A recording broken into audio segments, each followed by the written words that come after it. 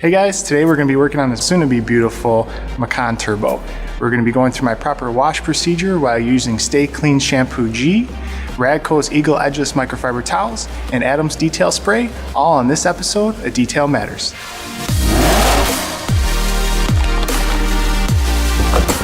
Okay, so let's start with the tools we'll be using today. First, importantly, 2 buckets. One bucket is for rinsing your wash mitts, and the other bucket is to hold your suds and the rest of the water.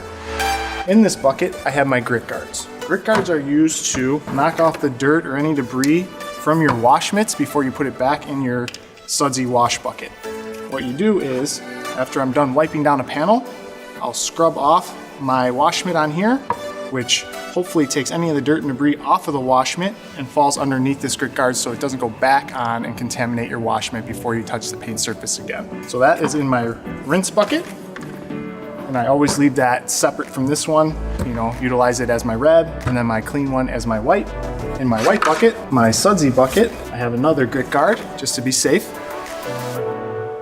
I have my wash mitts. I have my little brush to get in all the cracks and crevices to get all the dirt and debris out of there. And then I use another microfiber towel, and this is for the dirty spots. So I'll use this on the lower portion of the vehicle, wheel arches, and anywhere that has a lot of debris that I really don't want to cross-contaminate my wash mitts. We also have our drying towels. These drying towels are better than the towels I use to dry myself with. Nice plush drying towels. We have 2 of those at hand.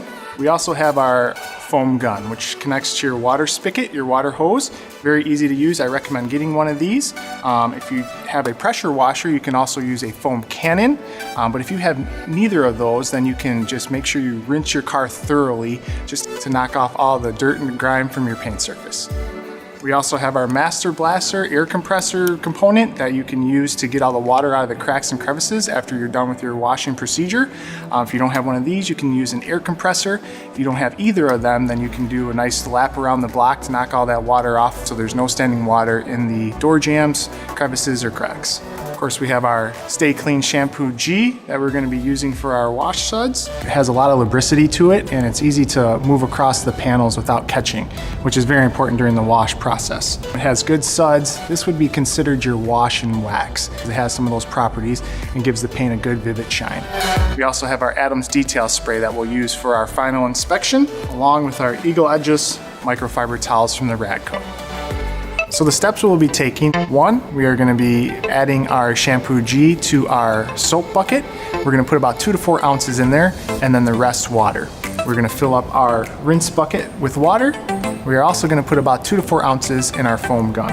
One thing I do like to do is fill my foam gun with water and then dilute it with the soap after. Because if you put the soap in first, then that dilution is kind of turning into half suds and half diluted soap. And I like to spray the lower portion of the inside of the door jambs very lightly, just to knock any debris off that's in there. I don't put any soap in there. I don't blast it, so there's no water spraying on the interior. Just a light little mist to help remove some of that debris and stuff that gets shot up in there when you're driving. Next, I'm gonna foam the car down. I like to foam the car dry for my first step, just so that soap really connects to the surface and grabs any of that dirt and debris and pulls it into the suds so they wash off the paint surface.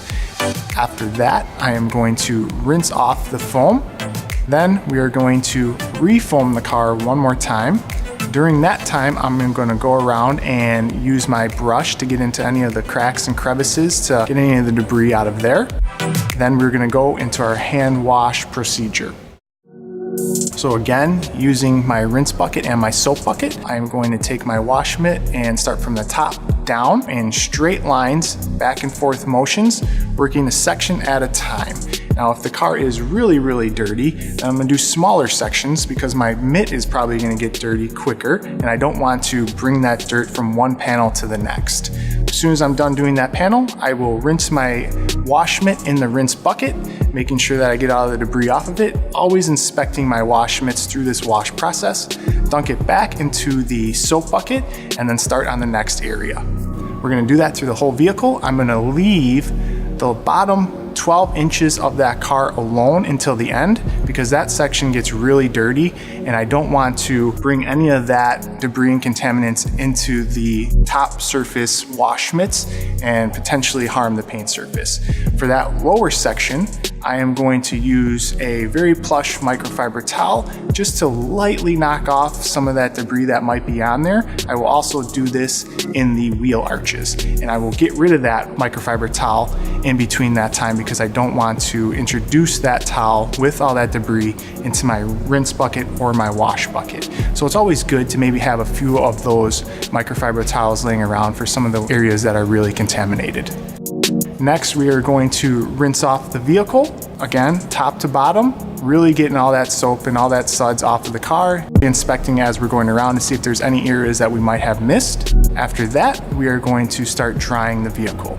I am not going to be using any drying aids during this process. We're going to be just using our drying towels and lightly patting them on section by section and removing them very slowly to get the car nice and dry.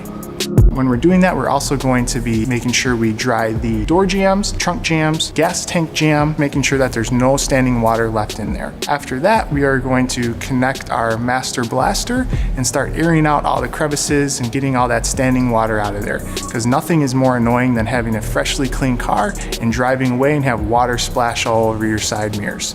Now that we've done the wash process, we're going to go back and inspect our work. We're going to do this with our detail spray and our microfiber towel, going over light motions back and forth, spraying the detail spray either on the towel or on the paint surface and giving it a light wipe to remove any watermarks or any areas we might have missed. At the end of your wash, you want to do one major important thing I feel that gets skipped a lot of times, and that is really go through your wash buckets and clean them out. Clean your tools really well, because you just washed a car that may have debris and contaminants on there and you don't want to carry that on to your next job. Now that we have this Macan Turbo looking the way it should, here are the key details to remember. Number 1, start by thoroughly inspecting your vehicle and removing the license plates. Number 2, use the 2-bucket method. Number 3, when hand washing, work from top to bottom, wiping in straight lines. Number 4, continue to inspect your wash mitts during the wash process. Number 5, save the lower portion of your vehicle till the end. Number 6, not only dry the visible surfaces after the wash, but also dry out the cracks, crevices, and jams. Number 7, do a final wipe down and inspection with your microfiber towel and detail spray. Number 8, use your discount codes in your glove box to receive these products at a special rate. Thank you for watching another episode of Detail Matters. Stay connected with us by subscribing to our YouTube page to see new how-to videos every month. If you're not a part of the GloveBox experience yet, go to gloveboxdetail.com to learn more and sign up.